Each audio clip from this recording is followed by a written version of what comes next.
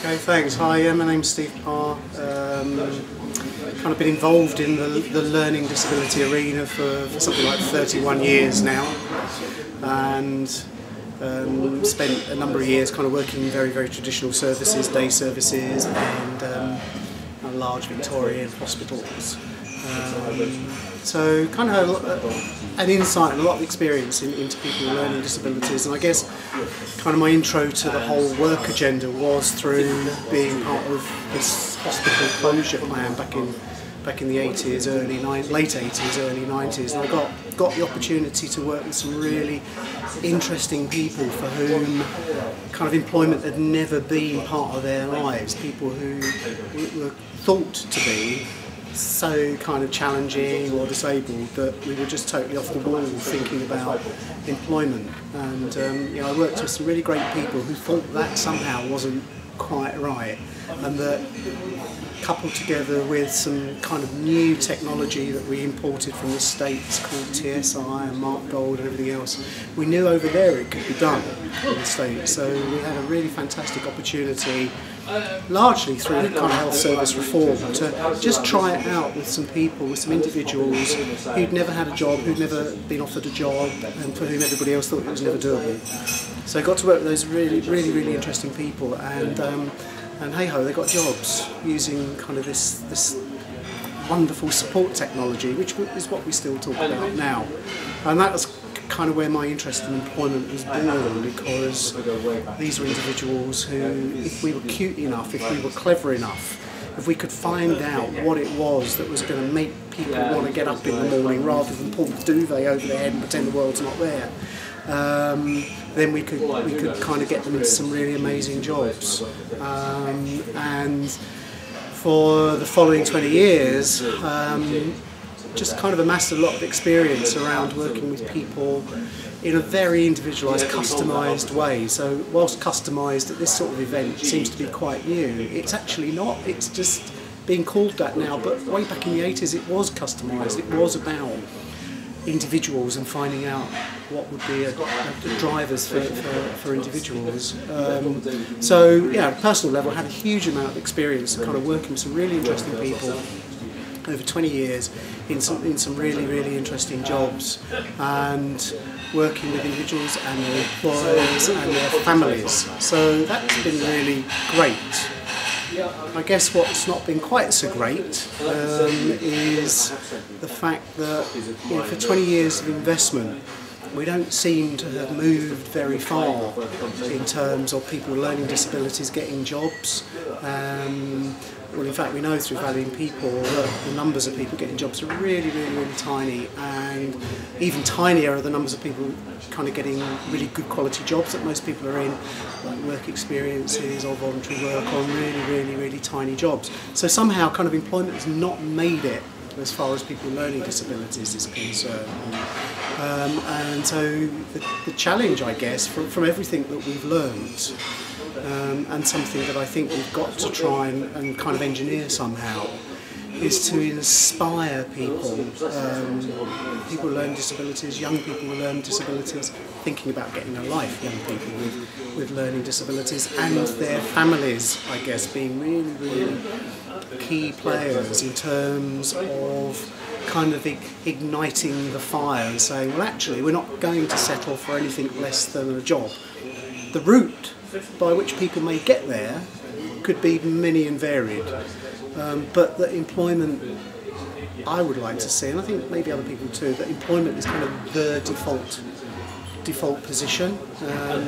So making it more demand-led, that people with learning disabilities themselves are saying nothing less will do, and through that I think we can really get to grips with this notion that people can't be somehow financially better off, and we know that they can. The more hours they get, the better the job, the better off that they can become, and that it could be a really positive route way to get employer buy-in, because the other part of the equation is not just around people with learning disabilities not actually aspiring to get really good jobs, but also employers not having the opportunity to employ people with learning disabilities in a way that they they recognise that what we seem to be offering employers is less than they would accept from everyone else. So employers and the general take on people with learning disabilities is that somehow they're not capable of as much as anybody else that they might employ. So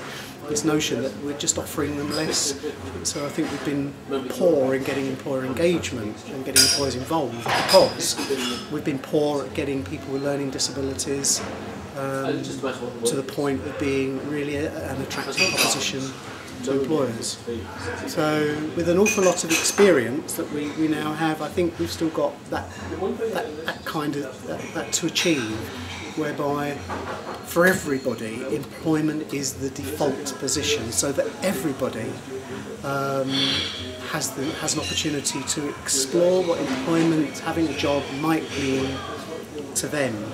And recognising that not for everybody it's not going to work, but at the moment for most it doesn't work because it's not being offered in the right way. So I think that's our challenge. And my hope is that kind of getting a life linked together with what is a really interesting time in terms of the government's agenda. We've got valuing people now. We have the Disability Discrimination Act, we have the Equality Duty. So there's lots of ways of kind of moving the agenda forward. But I would like to see that agenda being driven more effectively by people with learning disabilities and their families. So rather than trying to drag people to work, which is what it feels like very often, is that people are at the front kind of pulling their services along behind them and saying, do what you need to do whatever you can, do everything you can to get me a job. I think we've just really got to turn the heat up under it. At the moment we make a lifetime of not having a job a career in its own right. We are giving people the choice to say, I don't want a job. And I don't think that's probably a great place to start somehow. It's not the option that the rest of us get, unless we're all superbly rich and could kind of make that conscious decision not to work. But it isn't an option, and it wasn't an option that I had as a child. It was always assumed that I would work. Now the route was undefined, and the ultimate career was undefined. But there was never not the assumption that I as an individual would get a job, and people were talking to me about that when I was 4 or 5 years old, possibly earlier, but they're the memories you have when you first go to school, and people say, so what do you want to be then, Steve, when you grow up? And probably fairly classically and cliche type of thing, like, oh, I want to be a fireman or a train engine driver or whatever. And of course for most that isn't what happens, but it's where the seeds are sowing, and it's kind of implanted in your head that that's what you can look forward to. Now what you do to get you there is up to you and about everybody else, about your education, etc. and so forth. But always with the assumption that I would have to go out there and earn my own way in the world. And that doesn't happen generally for people with learning disabilities at that age. When I was a teenager, like most people, my parents gave me pocket money, but there was also an expectation that if I wanted more, I'd have to go out and earn it. Hence, having a paper round at whatever age, I don't know, 12, 13, getting up at 5 o'clock in the morning to go and do a paper round in order to earn the money at the end of the week, and then taking a Friday or a Saturday job. In my case it's with Sainsbury's. It seems to be with a lot of people, you go in through Sainsbury's and that's where you get. But not only was it a job, but it was kind of an introduction to the whole kind of work ethic that, in that situation there were a set of expectations that were placed upon me that I had to comply with in order to get my money at the end of the week.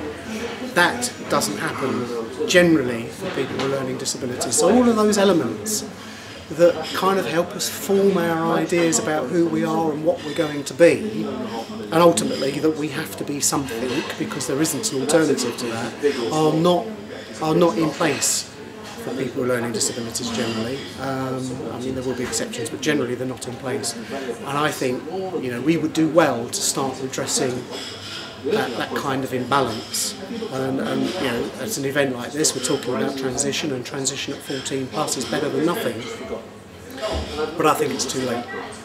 I think we've lost a lot of ground. We don't have people expecting to get jobs, and we don't have their parents expecting them to have jobs, whereas parents would normally expect their offspring to kind of aspire to get a job, to live their own life, to be independent, and whatever else a job gives you. That's kind of what parents would naturally aspire to for their children, but somehow that doesn't happen very often for people with learning disabilities.